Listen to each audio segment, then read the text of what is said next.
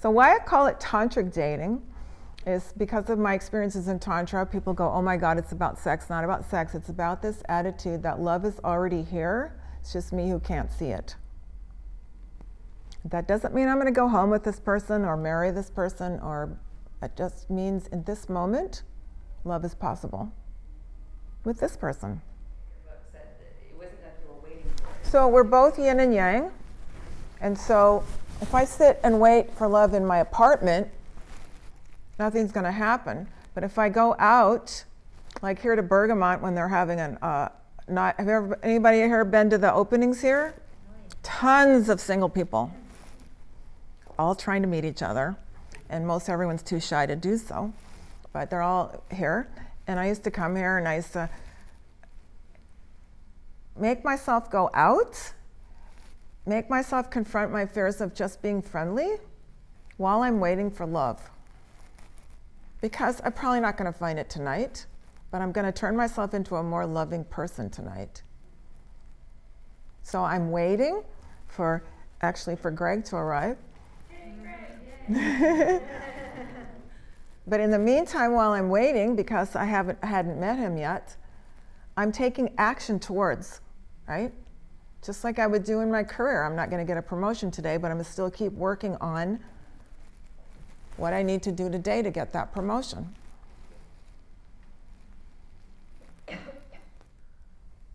I grew up with that myth too. I grew up told that guys don't like to be asked out. You know what I learned in the last 4 years? Men are scared. Men are scared. Dating is hard for men too. My male coach who teaches guys how to do pickup, he said, you know, men have this aura that they're supposed to be John Wayne and we're scared and they're supposed to have all the power, and men are like, I don't really know how to do relationships. I don't really know how to do all this either. So help one of your brothers out. It's brothers and sisters. If you like him, he'd love to hear that. How many guys would like to know that a woman found him attractive? Look around. It's scary. That's why I practiced it a lot, because I wanted to get over my fear. So that's another thing I was taught, that if someone rejects me, that means I'm not pretty enough. And it doesn't mean that at all. It's always about that, isn't it? I'm not attractive enough. It doesn't mean that at all. It doesn't mean anything. It just means, you know, you come to a meeting like this or any other meeting, and let's say you go to a business networking meeting, and everyone's milling around, and you talk to this person, this person, this person, and you kind of like this person, but you never meet again. You don't call that rejection. You just never met again. But in dating, it's painful. It means that I'm no good. It doesn't mean that at all. It just means he doesn't want to go out with me. That's okay. There's 10 million people here. So yeah, it's scary to break that thing I was taught. But if I sit and wait for love, it's not gonna happen. That's the other thing that I wanted to say, is that you have to, that's the great myth, especially for women, but more so, but for guys too, because guys are still waiting for this. There she is, Scarlett Johansson. And women are still waiting for the handsome prince, even if they're however old that woman was, still waiting for the handsome prince to come and, oh, now I'm awake. This whole myth that I don't have to do anything. This whole myth that I don't have to do anything, love will just find me. You know, there was many nights I didn't want to go out and practice meeting guys. I would think, I can't go out again. I'd think, well, I'll tell you one thing. If I stay home, I'm not going to meet him. That's for sure.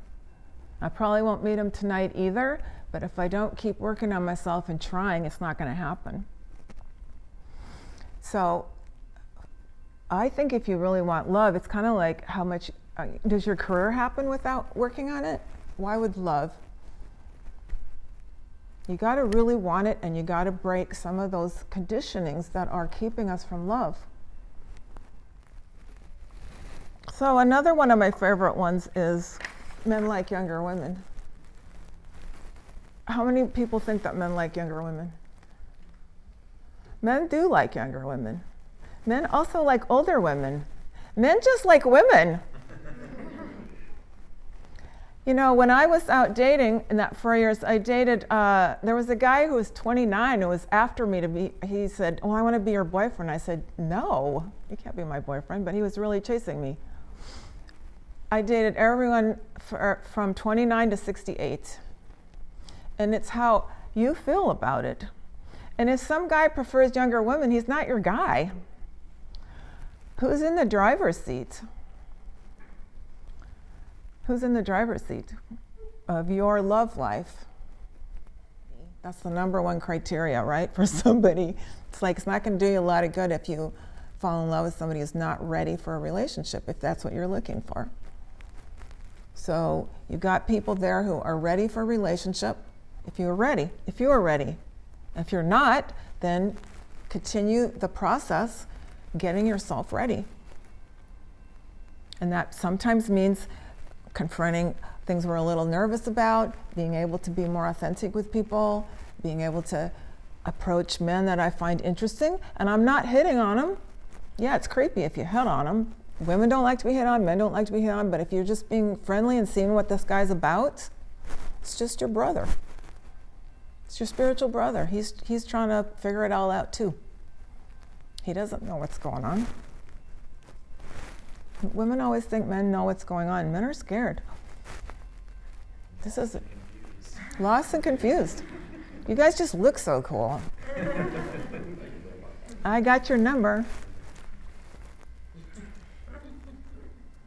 That's almost a lot of the coaching I do now for women with coaching, with love coaching, dating coaching. They're like, well, why did he send that text? I go, he was scared. Why didn't he call me back? He was scared. Why did he was scared. But we have this, again, we have this urban myth about guys know what they're doing, guys are in charge. You guys are much greater than you let us know, so we'd love it if you'd share some of that. Possible to look for love, being in love. Love is a muscle that we have to exercise to find love. Only when I truly became a loving person was I able to find love. And you know, we all think we're loving, but I wasn't really enough.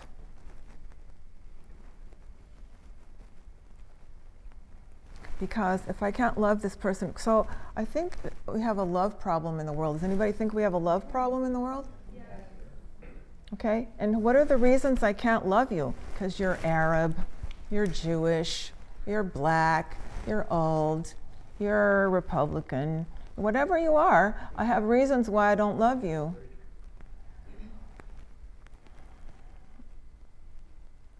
So as a dater, I can start changing that.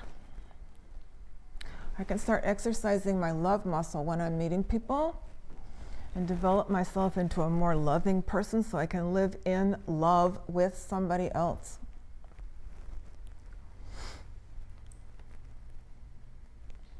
So I can be in love, live in love, and attract somebody else to be in love with.